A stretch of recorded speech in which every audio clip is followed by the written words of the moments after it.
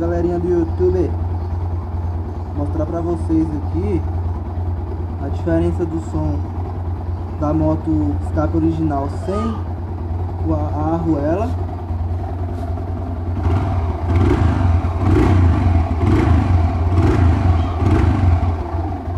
e agora vou colocar uma arruelinha aqui só pra vocês verem a diferença.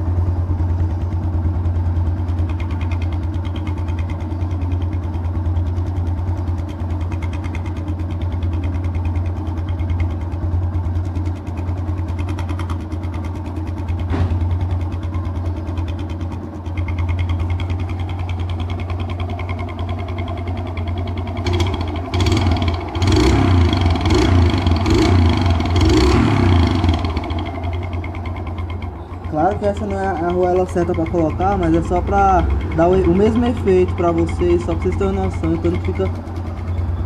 Olha aí, agora sem, com